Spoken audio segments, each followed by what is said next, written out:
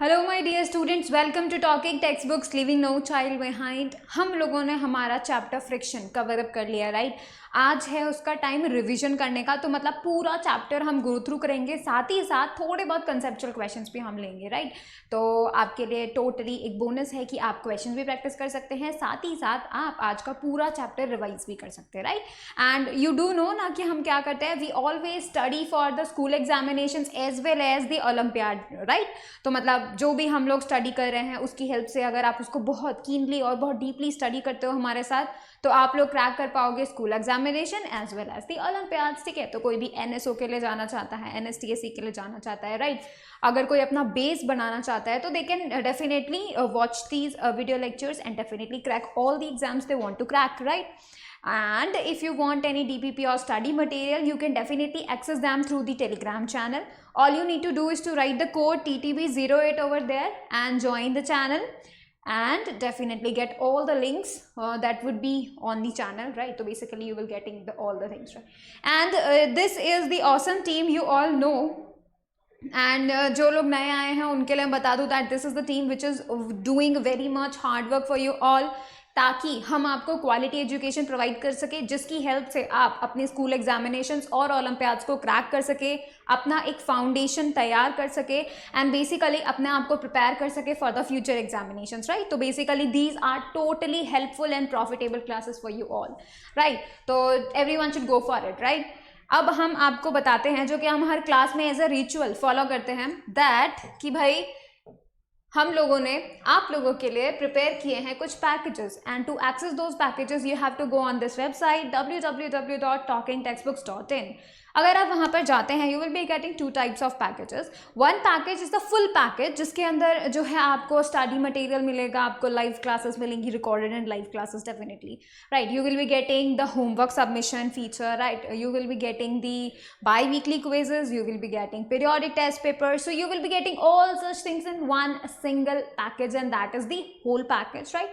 So basically this package would work as a guidance for you, right? So throughout the year you can have the guidance, you can have the proper testing, right? You can have the proper study material, or you can get actually a very much directed and organized studies thing, right? तो basically जब आपका exam होता है उसके पहले तक पूरा का पूरा आपको जो है 2-3 बार रिवीजन भी हो जाएगा, एंड साथ ही साथ आपको उसी लेवल के क्वेश्चंस हम लोग प्रैक्टिस करवाएंगे, उसी तरीके की क्लासेस, उसी तरह का नॉलेज आपको प्रोवाइड किया जाएगा। तो basically you will be getting all the quality education to crack the examinations you want to fight, right. तो basically we are doing that much for you all. Now the next package is the test series 1, because बहुत ऐसे बच्चे होते हैं जिनको पढ़ना बहुत पसंद होता है, right.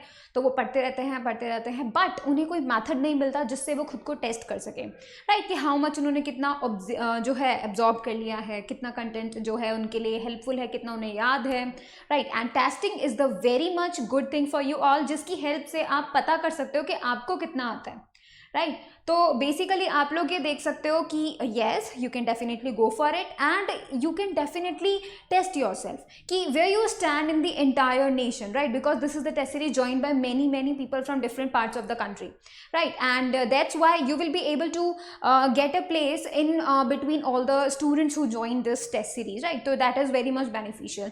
So the features you will be getting in the test series is the recorded and live classes for anything you want to go through, like a topic, like anything which is weak for you all, so right, you can definitely go for that specific topic, right. So that will be provided to you, and the bi-weekly quizzes you will be tested twice a week, and the periodic test paper. So basically periodic test papers will let you know कि भाई तुम्हारा final examination किस तरीके का आता है, how much is the level of the questions, right, कितने questions होते हैं, हाउ टू मैनेज टाइम, कितने टाइम में कितने क्वेश्चन सॉल्व करने होते हैं, basically all such things you will B familiar with, right. तो ये सब चीज़ें आपको जो है प्रोवाइड की जाएंगी through the test series. So basically you can join any of them according to your need. आपको अगर फुल पैकेज चाहिए गो फॉर इट, आपको अगर टेस्ट सीरीज पैकेज चाहिए गो फॉर इट, राइट। लेकिन एक बात का ध्यान रखें, whenever you buy any package, write a code, ठीक है, write a code CY live. If you write this code, you will be getting a 30% discount on any of the package you buy from talkingtextbooks.in, right? And that would be very much beneficial because इसी वजह से you will be getting a very much quality education for a very much cost, very much low cost, right? So basically it would be helpful for everyone who is going to join the series, right? So basically it is helpful for everyone, right? If you have any query, all right, if you have any query regarding how these packages will be helping you in the long run or the short run, whole year, right, how they will be benefited in achieving your targets and all, you should definitely call us on this number 919549041111. You can definitely access, right, and you can call us on this number and you can have all your queries resolved over there. All right, so basically it was it, that was I want to tell you. Now let's start the revision, right? But before that, since this is the revision, so I want to recommend that you should definitely take out your notes copy, right? You have to just revise all the notes and go through all the notes with me as well, right? तो basically जो भी आपका छूट गया है या फिर आपको जो नया पॉइंट आपको लगता है आपसे मिस हो गया है, राइट दैट ऑन, ठीक है, तो उसको भी लिखो साथ साथ में, एंड जो भी चीज़ें हैं आप उसको रिवाइज करो. तो बेसिकली आपका क्या होगा, पूरा चैप्टर एक तो रिवाइज हो जाएगा, कोई भी इंपॉर्टेंट पॉइंट जो मिस हो गया था वो लिखने में आ जाएगा, कोई भी छूट गया था वो लिखने में आ जाएगा. So basically you will be getting a whole thing, right? And उसके बाद हम लोग थोड़ा बहुत क्वेश्चंस भी करेंगे, राइट? तो it would be a very much good thing, right? तो आपको क्या प्रॉमिस करना है, you have to promise yourself that you will be watching the whole lecture, you will be making proper notes, adding on the notes, right? And you will be revising on a daily basis. So आपका revision 15 minutes a day जो आपको करना है regularly, वो आप करते रहिए, ठीक है? इंपॉर्टेंट है, आप उसको करते रहिए continuously. So it would not be आपको ऐसा नहीं लगेगा कि आप जो हैं पीछे रह गए हैं, बिकॉज अगर आप बार बार एक चीज़ को रिपीट करते हैं, रिवाइज करते हैं, बेसिकली प्रैक्टिस करते हैं, तो वो चीज़ आपके दिमाग में बिल्कुल सेट हो जाती है for a very long term. तो एक तरीके से वो लॉन्ग टर्म मेमोरी में चला जाएगा, राइट? तो बेसिकली हम लोग इसीलिए स्टडी करते हैं ताकि फ्यूचर में भी हेल्प मिले. So we have to make it like a long term memory. Alright, so basically that would be good thing for you all. Now let's do it. Let's just go and start the lecture. All right, first thing we studied about friction is what is friction. First of all, we learned that. So the friction is you can say an opposing force, right? Friction always oppose the motion between the two surfaces, right? कभी भी एक surface के ऊपर दूसरी surface या फिर दोनों ही surfaces अगर एक दूसरे पे move करने की कोशिश करती हैं, frictional force is the force that oppose this motion, right? तो basically उसका मतलब है what friction wants is that no you can say no surfaces should move, right? ये फ्रिक्शन का मानना है. So whenever two surfaces tries to move, जब कभी भी वो स्लाइड करने की कोशिश करती हैं, जब कभी वो एक दूसरे के ऊपर मूव करने की कोशिश करती हैं, friction always stops them, right? तो friction is the opposing force which always you can say always oppose the motion between the two surfaces. all right, तो basically जो भी surfaces in contact में हैं, there has to be a contact, that's why it is in the category of the contact force, right? तो basically it has to be in contact means two surfaces should be in contact in order to move on one another, and while doing so friction force will oppose this motion. all right, so basically this is the friction force. you can see here this person or you can say this toy, all right, force लगाता है इस पूरे block पर, ठीक है, इस direction में. So friction will act opposite to it and it will act in the forward direction. So basically friction क्या करता है, ऑलवेज अपोजिट डायरेक्शन में एक्ट होता है, साथ ही साथ वो हमेशा स्टॉप करने की कोशिश करता है, right? He doesn't like motion, ठीक है, उसको मोशन नहीं पसंद. तो बेसिकली वो जब कभी भी टू सरफेसेस इन कॉन्टैक्ट होती हैं and they try to move on each other, alright, so तो बेसिकली फ्रिक्शन फोर्स उनको स्टॉप कर देता है. Alright, now let's think direction. Direction, I told you this is the direction which is totally opposite to the motion of between the surfaces. तो surfaces किसी भी direction में move कर रही हैं, friction हमेशा opposite direction में लगेगा. Alright, तो basically it is that. Now let's talk about the different type of surfaces. because this friction depends on the surfaces. तो basically we should know the different types of surfaces. So let me tell you that हम लोगों ने क्या study किया था, that एक proper 100% smooth surface is not possible. और right now तो नॉट पॉसिबल. हो सकता है आप लोग पॉसिबल बना सकें. So basically it is not possible at all. So इसका मतलब ये हुआ, अगर 100% स्मूथ सरफेस नहीं होती है तो इसका मतलब ये हुआ कि वहाँ पर हमेशा तुम्हें कुछ ना कुछ रफनेस हर सरफेस पे मिलेगी, राइट. एंड दैट रफनेस की वजह से ये जो फ्रिक्शन फोर्स है वो अकर भी होता है. We will see the occurrence of the friction force, right. तो बस you should need to understand that जो फ्रिक्शन होता है और यू कैन से जो सरफेसेस होती हैं वो उसी की वजह से, उसकी रफनेस की वजह से फ्रिक्शन अकर होता है. एंड क्या होता है, हमेशा जो भी सरफेस है वो रफ होती है.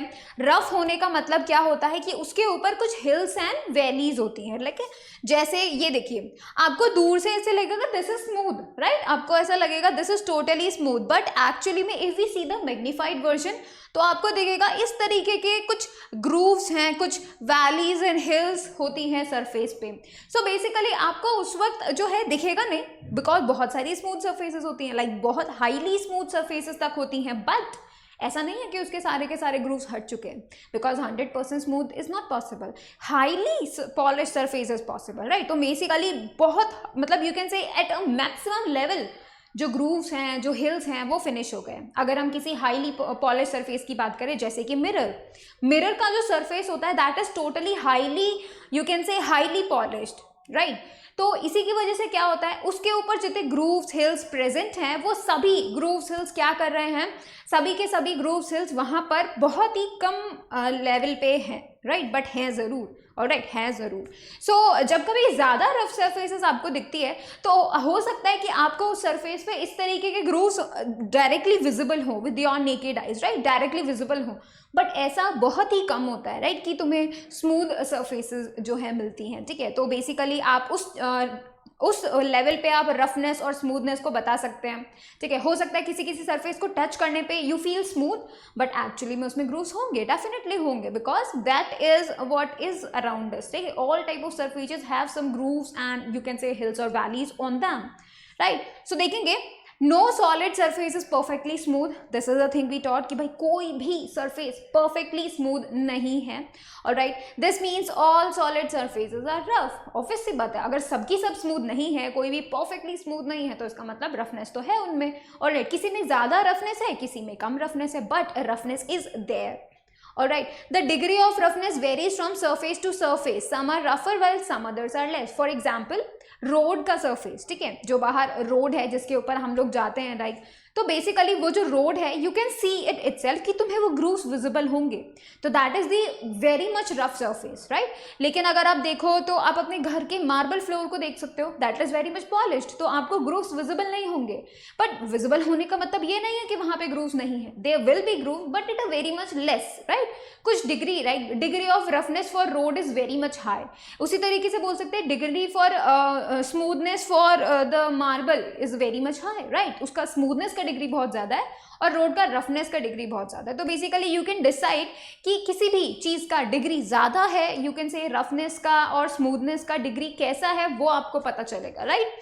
Even a surface which look smooth to the naked eyes is actually rough, ऐसा पॉसिबल हो सकता है. और उसका धोखा देने वाला कौन है, you can see your table top is always feel you smooth, क्योंकि उस पर एक पॉलिश हो जाती है, राइट. बट बेसिकली हम ऐसा नहीं मान सकते कि उसके ऊपर सारे के सारे ग्रूव्स खत्म हो गए, नहीं हुए, वहाँ पे अभी भी हैं, because perfectly smooth doesn't exist right now, right.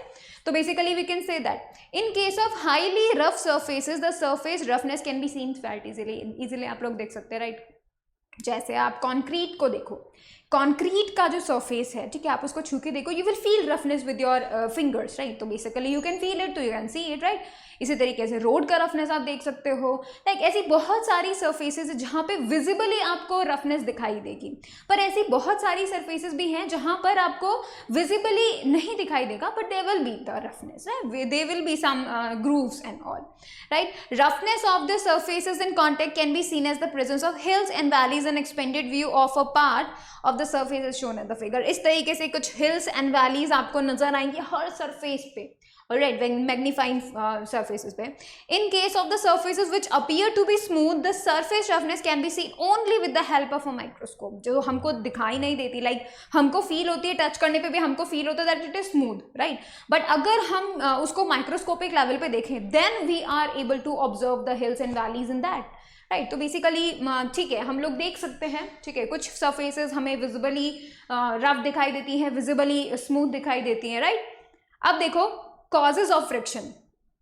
So what is the cause of friction? Number one, these hills and valleys are the cause of friction. So what happens basically, क्या होता है, ये जो hills and valleys हैं, when a body or you can say when a surface slides over the another, जब कभी इस तरीके से slide करती है, उसके ऊपर move करती है, तो क्या होता है, इस तरीके के grooves वगैरह जो होते हैं ना, ये stuck हो जाते हैं, interlock हो जाते हैं। So whenever they stuck और interlock, तो उसके ऊपर हमें ज़्यादा force लगाना पड़ेगा ताकि वो interlocking को हम हटा सके, उसको overcome कर सके, राइट। तो दैट ये जो इंटरलॉकिंग है, दिस डेफिनेटली जो है हमको फ्रिक्शनल फोर्स जो है इसका मेनली कॉज है, राइट। बेसिकली इस इंटरलॉकिंग की वजह से फ्रिक्शन फोर्स हमें जो है प्रेजेंस में होता है, राइट, हमें पता चलता है इसके बारे में, राइट। एंड डेफिनेट सी बात है, अगर ज़्यादा यहाँ पर हिल्स होंगे, ज़्यादा यहाँ पे रफनेस होगी, तो डेफिनेट सी बात है कि भाई यहाँ पे ज़्यादा फ्रिक्शन होगा, ज़्यादा इंटरलॉकिंग होगी, राइट। तो that would be needed more force to overcome that, तो there would be more frictional forces. और जो less you can say less valleys और हिल्स होती हैं, उनको ओवरकम करने के लिए कम फोर्स चाहिए होता है, so there would be less frictional force. So it depends on the nature of the surfaces. Now let's talk about the force of cohesion and the force of adhesion, right। तो basically मैं आपको बताती हूँ, whenever let me tell you one thing that you have you ever seen water, definite सी बात है, सबने water को देखा हुआ है। तो वाटर का एक मॉलिक्यूल वाटर के दूसरे मॉलिक्यूल से हमेशा अटैच रहता है, राइट।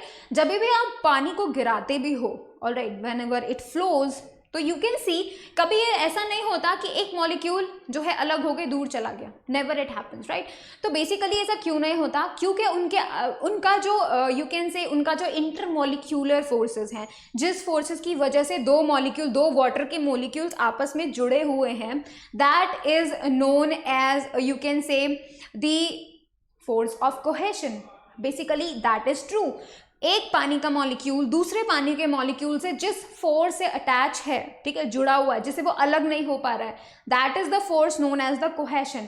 And this type of force सिर्फ पानी में ही नहीं, एवरी टाइप ऑफ मॉलिक्यूल्स में एग्जिस्ट करता है। यू कैन से वुड का एक मॉलिक्यूल और एटम वुड का दूसरे मॉलिक्यूल और एटम से अटैच होता है, राइट। तो ये दोनों अलग नहीं हो सकते, and the force between them is the force of cohesion.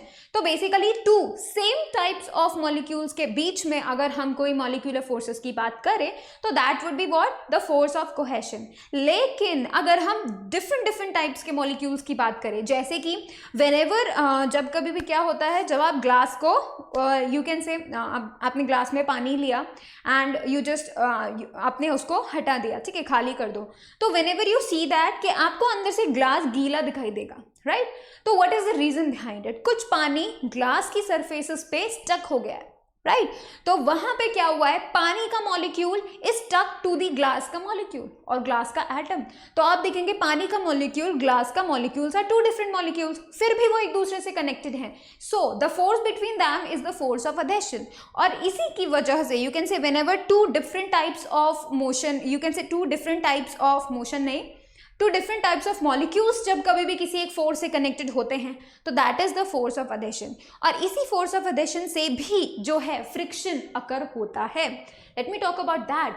जब कभी भी टू सरफेसेस एक दूसरे के ऊपर से जो है जाती हैं, ठीक है, या फिर उनको एक दूसरे के ऊपर रख दिया जाता है, प्लेस कर दिया जाता है, सो व्हेनेवर इट हैपेंस, क्या होता है कि एक सरफेस के molecules are connected to the second surface due to the forces of adhesion, and due to that also this frictional force occurs mainly, right. तो ये भी एक कॉज है फ्रिक्शनल फोर्स का।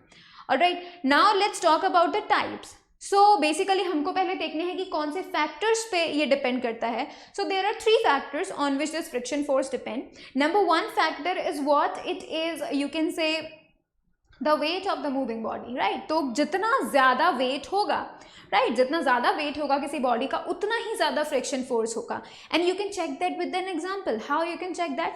टेक अ एम्प्टी कार्डबोर्ड, ठीक है, एक empty cardboard box लो, ठीक है, उसको आप पुश करो, ठीक है, सरफेस पे, लेट्स से आप मार्बल सरफेस पे ही उसको पुश करो, तो वो बहुत इजीली पुश हो जाएगा। लेकिन अब आप क्या करो, अब आप उसी कार्डबोर्ड बॉक्स के अंदर आप अपना बुक्स रख दो, टॉयज रख दो, जितने भी जो भी चीज़ें हैं आपके पास वो सब रख दो, and now try to push it. आपको थोड़ा ज़्यादा फोर्स लगाना पड़ा। सो बेसिकली आपको क्यों ज़्यादा फोर्स लगाना पड़ा उसे हटाने के लिए? Because there is more frictional force. So weight increases the frictional force. As the weight of the body increases, frictional force increases. Alright, second is the nature of the surface. Basically जितनी ज़्यादा rough surfaces होंगी उतने ज़्यादा hills और valleys होंगे, जितनी ज़्यादा hills और वैलीज होंगी उतनी ही ज़्यादा इंटरलॉकिंग होगी, and that's why there will be more frictional force, right. तो basically this is also an you can say an factor जिस पे भी डिपेंड करता है, right. The third one is that area in contact, right, वो उस पर depend नहीं करता। सो बेसिकली डू अंडरस्टैंड, कभी भी frictional force area in contact पे डिपेंड नहीं करता है, राइट। तो आप नहीं बोल सकते कि कार्डबोर्ड का कितना एरिया सरफेस के साथ कनेक्टेड है, कांटेक्ट में है, तो इट डिपेंड्स ऑन दैट, ऐसा नहीं होता, ठीक है। तो बेसिकली आपको ये बात ध्यान में रखनी है that it doesn't happen, alright, area in contact पे डिपेंड नहीं करता। Now let me tell you one thing, that friction is a self adjusting force. How? Let me tell you, जब आप इस बॉक्स के ऊपर 1 न्यूटन का फोर्स लगाएंगे तो इस बॉक्स को और इस सरफेस के बीच में एक फ्रिक्शनल फोर्स होगा, and that frictional force will definitely try to oppose your force, या तो उसी की वजह से क्या होगा कि वो भी 1 न्यूटन का फोर्स अप्लाई करेगा, राइट। लेट्स से आपने क्या किया, आपने फिर 2 न्यूटन का फोर्स लगाया, तो फ्रिक्शन फोर्स भी 2 न्यूटन का फोर्स लगाएगी, ठीक है। नेक्स्ट है आपने क्या किया, इंक्रीज कर दिया अपना force, you take it to the 3 newton, friction ने भी इंक्रीज कर दिया, वो भी 3 न्यूटन लगाने लगा। बेसिकली उसको तो अपोज करना है, राइट, तो वो डेफिनेटली इक्वल फोर्स लगाएगा ताकि बॉडी मूव ही ना हो, राइट। इसी तरीके से फोर्स लगाया, उसने भी फोर्स लगाया, लेकिन जब आपने 5 लगाया, ठीक है, जब आपने 5 लगाया या फिर 4 से ज़्यादा लगाया, तब क्या हुआ, बॉडी विल नॉट मूव, या फिर यू कैन से फ्रिक्शनल फोर्स अब ओवरकम हो चुका है, ठीक है। तो जैसे ही आपने 4 न्यूटन से ज़्यादा फोर्स लगाया, वैसे ही क्या हुआ, body started to move, and the reason behind this is because you overcome the frictional force. So there is a limit, ठीक है। फ्रिक्शनल फोर्स क्या होता है, सेल्फ एडजस्टिंग क्यों होता है, बिकॉज वो आपको तब तक, मतलब खुद को वो तब तक आपके फोर्स के अकॉर्डिंग एडजस्ट करेगा जब तक कि उसकी जो मैक्सिमम वैल्यू है वो वहां तक नहीं चला जाए, ऑलराइट। तो बेसिकली ये अपने आप को एडजस्ट करता है according to the force applied to that body या फिर ऑन दैट सरफेस, राइट। तो उसके बाद जैसे ही आप उस फोर्स से ज़्यादा लगा दोगे, आप फ्रिक्शनल फोर्स की लिमिट के ज़्यादा लगा दोगे फोर्स, तो दैट वुड बी, तब जाके जो बॉक्स है या फिर जो भी बॉडी है वो मूव करने लगेगी। So basically the maximum value of the force of friction which comes into play before a body just begins to slide over the surface of another body is called limiting friction.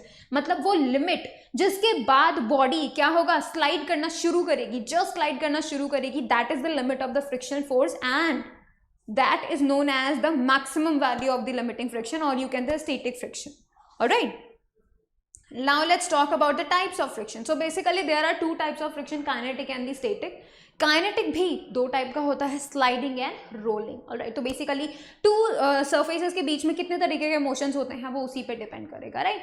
Static means when no body was moving on it, ठीक है, कोई भी body move नहीं कर रहा है। Sliding when one body is sliding over the another, rolling when one body is rolling over the another, alright. तो basically you can say that. अब हम स्टेटिक फ्रिक्शन की बात करते हैं। स्टेटिक फ्रिक्शन तब होता है व्हेन एवर अ बॉडी, और you can say when 2 surfaces are in contact with each other but they are not moving at all.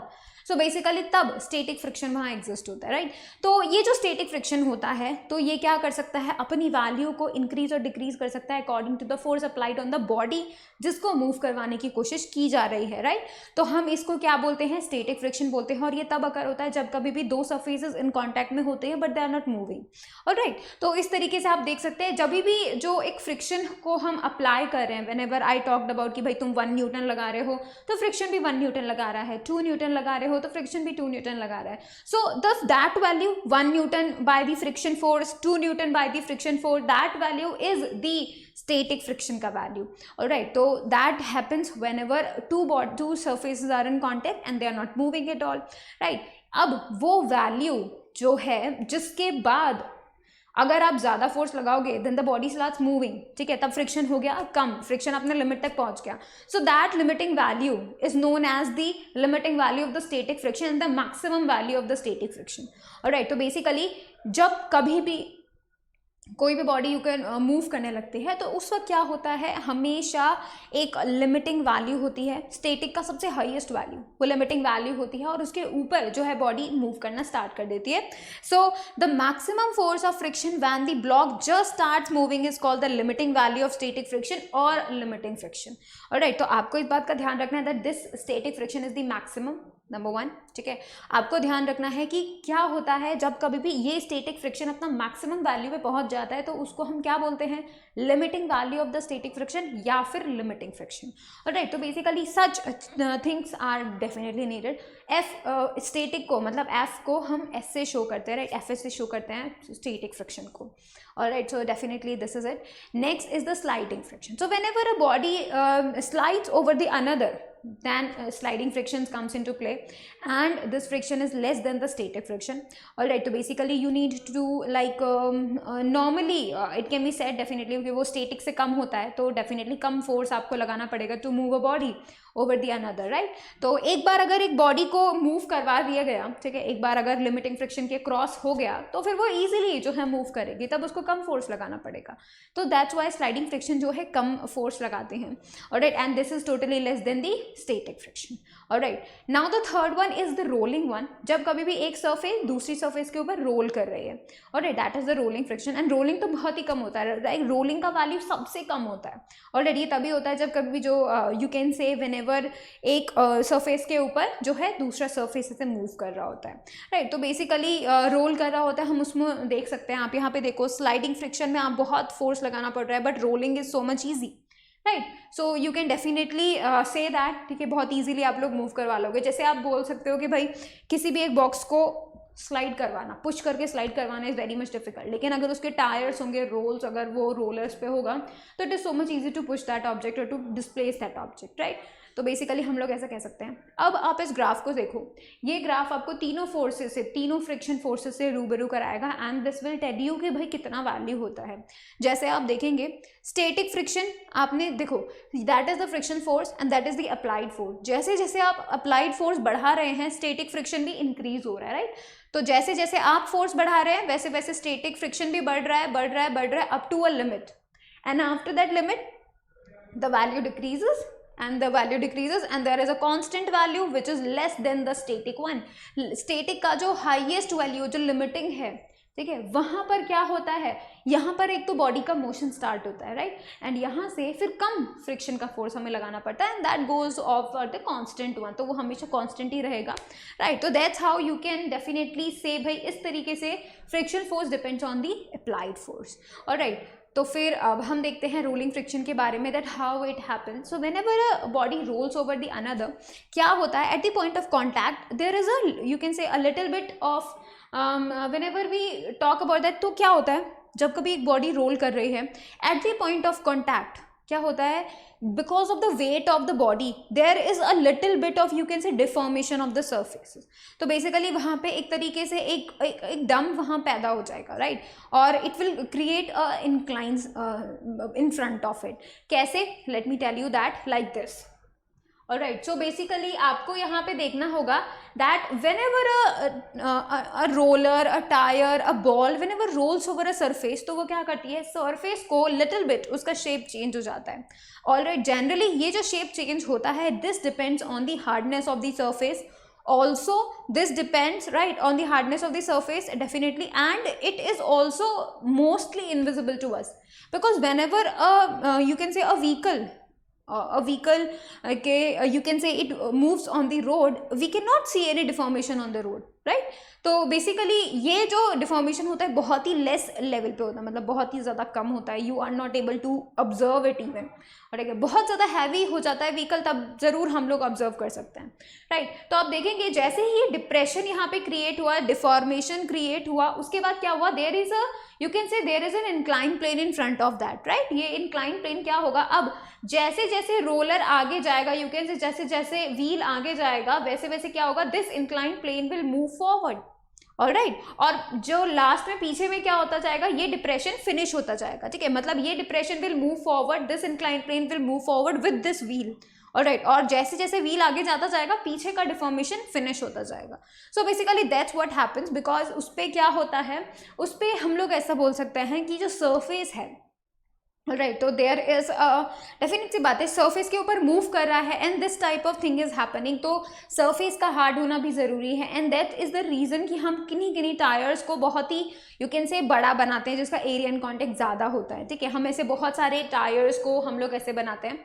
सो अभी आप देख सकते हैं कि ये जो यू कैन से डिप्रेशन है, ये जितना ज़्यादा कम होगा उतना ही कम रोलिंग फ्रिक्शन लगेगा, और राइट। तो जितना ज़्यादा यहाँ पे रोलिंग यहाँ पे होगा, जितना कम डिप्रेशन होगा, जैसे कि रोड में हमें दिखाई नहीं देता, राइट, ऑन दी रोड हमें मूविंग व्हीकल में डिप्रेशन नहीं दिखाई देता, ठीक है। तो बेसिकली तब हम बोलेंगे कि भाई ये जो रोलिंग फ्रिक्शन है बहुत ही कम लग रहा है और इजीली जो है मूव कर रहे हैं body, so it's not big deal, right.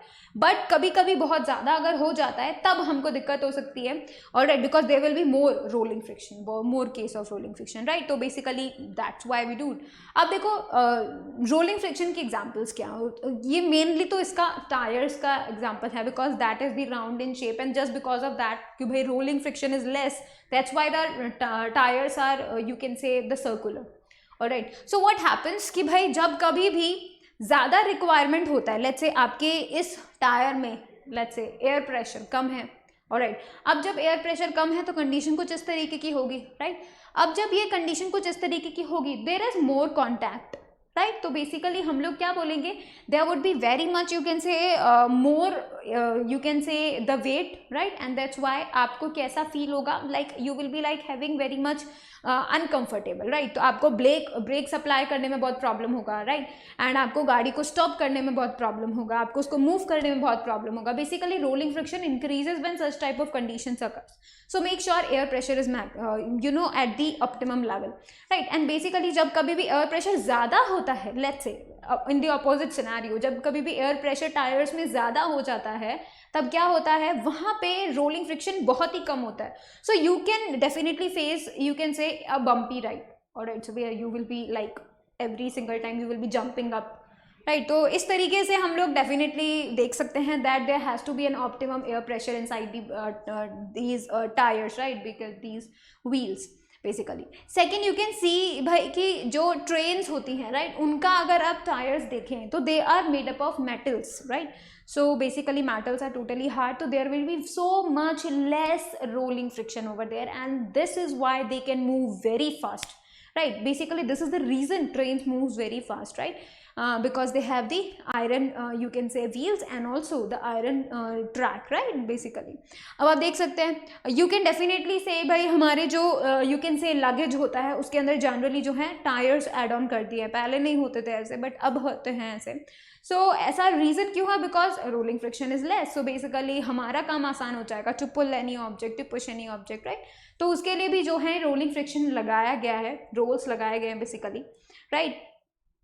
अब एडवांटेजेस क्या हो सकते हैं, एडवांटेजेस हम देख लेते हैं कि भाई बहुत ही अगर कम फ्रिक्शन हुआ then we can slip, alright, we will slip. So wet floor पे क्या होता है, सारे ग्रूव्स वगैरह फिल आउट हो जाते हैं and that's why we slip over that, right. Friction की वजह से जो नेल्स होती हैं they got stick in the wall and they never come out, और we you can say a very much hard force is needed to let them out, right. तो basically वो उसकी वजह से फ्रिक्शन फोर्स की वजह से ही वो उसमें स्टक रहती है, राइट। जब कभी भी आप देख सकते हैं मैच बॉक्स में क्या होता है कि मैच बॉक्स की जो सर्फेसेस है that is very much rough with the chemical, right. इसी तरीके से जो मैच स्टिक का हेड है उसके ऊपर जो केमिकल लगा होता है वो भी बहुत रफ होता है। So why this is rough, because rough means greater friction and greater friction leads to the greater heat and that's how this matchstick catches fire. So basically friction is helping this matchstick to catch fire, alright, इसी तरीके से आप और देख सकते हैं tyres भाई, कि वो रोड पे इजीली मूव ऑन कर सके, सो बेसिकली वहाँ पे फ्रिक्शन नीडेड है, राइट, उसके अंदर ग्रूव्स बनाए जाते हैं टायर्स में,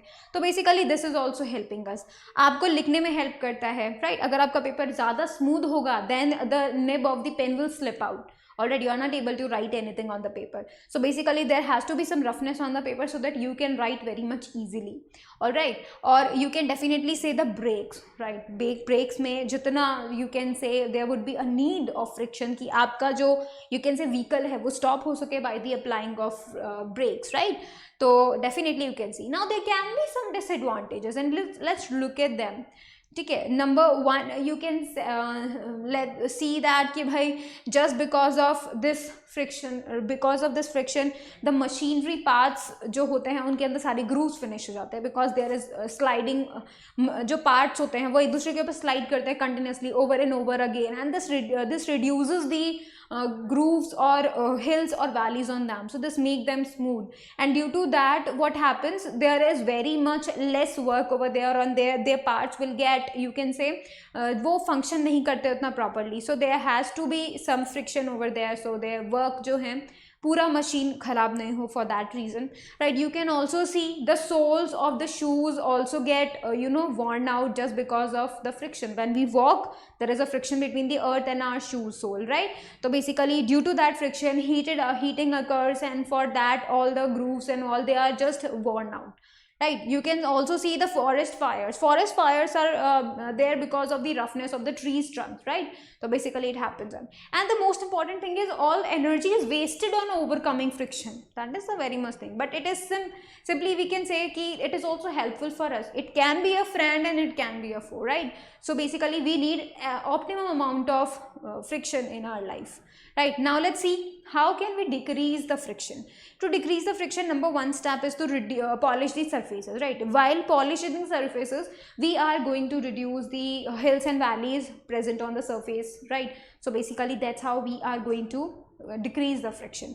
Number two is to by applying the oil or grease, right, making you can say this oil और greasing जो कि हम lubricant से करते हैं. So basically lubricant का काम क्या होता है, वो एक surface create कर देता है between the two surfaces. तो क्या होता है इन दोनों के बीच में grooves के you can say interlock होने का chances बहुत कम हो जाते हैं. That's how they slip over one another, alright. They do not get interlock, and so much there is friction is not there, right, because of that, because interlocking ही नहीं हो रहा है, right. And that is the reason you always slip on the soap solution whenever it is spread on the wet floor. So basically it happens, right. Next thing आप देख सकते हैं कि हम अपने कैरम बोर्ड्स पे हमेशा स्प्रिंकल करते हैं पाउडर को, राइट. तो बेसिकली व्हाट हैपेंस है कि वुडन बोर्ड में जितने भी हिल्स एंड वैलीज है वो सब फिल आउट हो जाते हैं, and due to that fill out क्या होता है, फटाफट से जो है सारे ग्रूव्स फिल आउट हो जाते हैं, and all the you can say all the disc जो होती हैं वो सबकी सब बहुत ईजिली मूव ऑन हो जाती है, राइट. इसी तरीके से मशीन्स में ग्रेफाइट का पाउडर यूज़ होता है सो दैट उनका वर्किंग बहुत ही अच्छा रहे, right. Next you can see the ball bearings, right. तो बेसिकली हमको अगर बिकॉज वी डू नो ना कि rolling friction is very much less than the sliding one, so we use ball bearings to make a things move, right. एक दूसरे के ऊपर move करने के लिए we always use a ball bearings, ताकि रोलर फ्रिक्शन क्योंकि कम है सो बेसिकली उसके थ्रू लॉस कम होगा, and reduce obviously friction will reduce, right.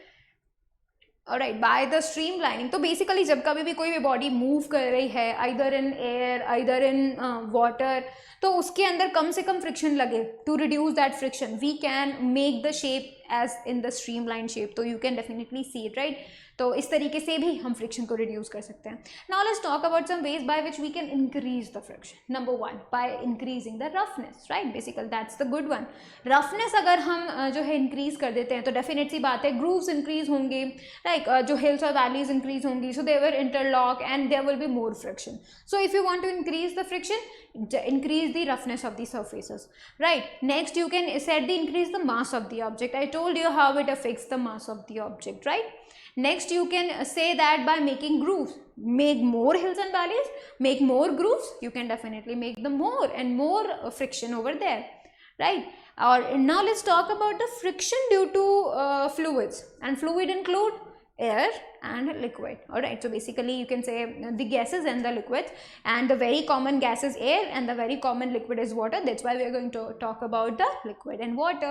You can say air and water, right. तो देखो जब कभी भी एक बॉडी मूव करती है they have to overcome, right क्योंकि क्या होता है, एक बॉडी अगर मूव कर रही है वाटर के अंदर लेट्स से, तो वाटर के molecules will definitely slide over the body, जो भी बॉडी है, जिस भी लेट्स से फिश की बॉडी है, राइट, तो फिश की बॉडी के ऊपर से पानी के मॉलिक्यूल्स क्या करेंगे, स्लाइड होंगे, ऑलराइट, उसके ऊपर से स्लाइड होंगे, and that's how there will be a friction over there, and to decrease that उनका शेप जो है वो स्पेसिफिकली स्ट्रीमलाइन शेप है, राइट। And what is that streamline shape, एक ऐसा शेप जिसकी वजह से जो है आप कह सकते हैं कि जिसकी वजह से फ्रिक्शन को डिक्रीज किया जा सकता है, and that shape includes like this much, ठीक है, इस तरीके का कुछ शेप होगा, ठीक है, इस तरीके का कुछ शेप होता है हमेशा, यू कैन से एक पॉइंटेड शेप होता है, राइट। तो basically the streamline shape has to be like this so that fish can definitely overcome this friction and very much loss जितना भी होता है वो स्टॉप किया जा सके, right. Next let me talk about कि भाई जो ये जो फ्रिक्शन होता है ड्यू टू फ्लूइड्स वो किन चीज़ों पे डिपेंड करता है, नेचर ऑफ द फ्लूइड, भाई फ्लूइड कितना डेंस है, कितना लाइट है, राइट, तो उसके ऊपर भी डिपेंड करता है, राइट। नेक्स्ट है shape of the moving object, अगर मूविंग ऑब्जेक्ट का शेप स्ट्रीमलाइन होगा तब तो कम फ्रिक्शन होगा, राइट, लेकिन अगर उसका स्ट्रीमलाइन शेप नहीं हुआ तो फ्रिक्शन बहुत ज़्यादा लगने वाला है। Speed of the moving object, कितना स्पीड से मूव कर रहा है ऑब्जेक्ट, जितना ज़्यादा स्पीड से करेगा उतना ही ज़्यादा फ्रिक्शन उसको उसके ऊपर अप्लाई होगा, राइट। और उसका भी बहुत बड़ा रीज़न भी है, it can definitely very much at loss, ठीक है। अब हम फ्रिक्शन ड्यू टू वाटर देख सकते हैं कि भाई जस्ट बिकॉज ऑफ दैट, ठीक है, फ्रिक्शन वाटर की वजह से जो फ्रिक्शन अप्लाई हो रहा है तो उसमें क्या होता है कि जितनी भी यू कैन से फिशेज हैं, ठीक है, वो क्या करते हैं, उनका शेप डेफिनेटली ओवर जो है उनका जो शेप है स्ट्रीमलाइंड है, so they overcome the friction by that, all right, and there is the sliding of the water molecules over the surface of the body, you can see surface of the fish, right, तो उसका जो body का surface है उससे वो slide होते हैं, तो there is always a friction, so whenever you need, definite सी बात है, उसको ओवरकम करने के लिए हेल्प चाहिए, राइट, तो दैट्स बेसिकली उस वे में हम लोग रिड्यूस भी कर सकते हैं, and that's how a friction is applied on to the you can say fishes, right. तो और इसी वजह से हमारा जो बोट का शेप है वो भी जानबूझ के स्ट्रीमलाइन बनाया गया है। स्ट्रीमलाइन क्यों बनाया गया, ताकि कम से कम फ्रिक्शन वहाँ पे प्रेजेंट हो, right. Now let's talk about the friction due to air, and you do know that air applies a friction. मैंने आपको एक एक्टिविटी भी बताई थी, जस्ट फ्लोट अ पेपर, ठीक है, पूरा फुल पेपर जो है उसको फ्लोट करो, तो it will take very much long time to reach up to the floor, right. And अगर आप एक किसी भी ऑब्जेक्ट को उसी पेपर को अगर आप क्रश करके उसको नीचे फेंकोगे सेम हाइट से, so it will take less time. The reason is the area और at the surface area in contact with the air. तो बेसिकली अगर ज़्यादा सरफेस एरिया होगा तो मतलब ज़्यादा फ्रिक्शन लगेगा and the body will become slow, right. लेकिन अगर कम सरफेस एरिया हुआ तो कम फ्रिक्शन लगेगा, राइट, और बॉडी बहुत जल्दी जो है वो फ्लो करेगी या फिर मूव करेगी उस मीडियम में, right. That is the reason कि वे बर्ड्स का, एरोप्लेन्स का जानबूझ के इस तरीके का शेप बनाया है कि कम से कम फ्रिक्शन लगे। एंड आपको पता है just because of this friction जो एस्ट्रॉइड्स होते हैं जो हमारे अर्थ के एटमोसफेयर में एंटर हो जाते हैं, they burn. Why? Because whenever they got into the atmosphere of our earth, क्या होता है कि उनके ऊपर प्रेजेंट जो उनका जो सरफेस है, बिकॉज उनका shape would be not streamline, right, तो उनका शेप डिफरेंट होगा, तो दैट मीन्स बहुत ज़्यादा फ्रिक्शनल फोर्स वहाँ पे लगने वाला है ड्यू टू एयर के जो मॉलिक्यूल्स हैं, राइट। तो बेसिकली जब वो नीचे आ रहा होता है और एयर के मॉलिक्यूल्स, क्योंकि वो बहुत स्पीड से आएगा, डेफिनेट सी बात है, स्पीड से भी आएगा, एंड उसको अर्थ की ग्रेविटी बिकॉज पुल कर रही है तो वो स्पीड से भी आ रहा है, राइट, उसका शेप भी स्ट्रीमलाइन नहीं है, राइट, तो बेसिकली उसके ऊपर ज़्यादा फ्रिक्शनल फोर्स लगने वाला है ड्यू टू एयर, और इतना ज़्यादा फ्रिक्शनल फोर्स वहाँ पे प्रेजेंट हो जाता है, बिकॉज ऑफ दैट उसकी बॉडी हीटअप हो जाती है, due to that heat it catches fire. तो दैट इज़ द रीज़न कि जितने एस्ट्रॉइड्स हैं वो जब कभी भी अर्थ के एटमोसफेयर में आते हैं they catches the heat, right, so that is the reason, this friction due to the air is the reason behind it. All right, now let's do some questions. So this is the first question for you all. सभी बच्चे इस question को करेंगे और मुझे बताएंगे what is the answer. All right, tell me what is the answer. I told you जो sliding friction होता है, ठीक है, वो जो है किससे ज़्यादा होता है, स्लाइडिंग फ्रिक्शन किससे ज़्यादा होता है, I told you sliding friction किससे ज़्यादा होता है, हमेशा रोलिंग से ज़्यादा होता है, राइट, एंड जो स्लाइडिंग फ्रिक्शन होता है किससे कम होता है, हमेशा स्टैटिक से कम होता है, राइट। तो आप खुद से देखो, what is the value of the sliding friction for an object which requires 7 newton of force to move, it from rest. अब आप देखो मैंने क्या बोला था, एक बॉडी जब रेस्ट से मूव करने लगती है, राइट, जब वो रेस्ट से मूव करने लगती है तो that is the maximum limit. तो ये जो 7 न्यूटन है that is the maximum limit, right. तो इसका मतलब उसके बाद जब वो एक बार स्लाइड होने लग गया तो इसका मतलब तब तो 7 से लेस फोर्स उसके ऊपर लगेगा, राइट। तो स्लाइडिंग कम होता है, static would be greater, that's why less than 7 Newton is the correct answer. Alright, तो इसी तरीके से आपको पता करना है। जनरली इस तरीके के क्वेश्चंस आपसे पूछे जाएंगे कंसेप्चुअल लेवल पे, बिकॉज फ्रिक्शन में अभी न्यूमेरिकल्स नहीं है, ठीक है, अभी कंसेप्चुअल लेवल है। ऑलराइट, नेक्स्ट आप देख सकते हैं, नेक्स्ट क्वेश्चन ये है, why is a carrom board usually powdered before playing. क्यों ऐसा किया जाता है? I told you, because to reduce the friction. Alright, कम होगा अगर फ्रिक्शन तो जो आपके यू कैन से क्वीन है, स्ट्राइकर है, वो बहुत स्मूथली मूव करेगा, राइट, और वो बहुत दूर दूर तक भी जा पाएगा, राइट, उसका एनर्जी लॉस नहीं होगा। So basically to decrease the friction it is done. हमेशा जो कैरम बोर्ड है उसको पाउडर किया जाता है, ठीक है।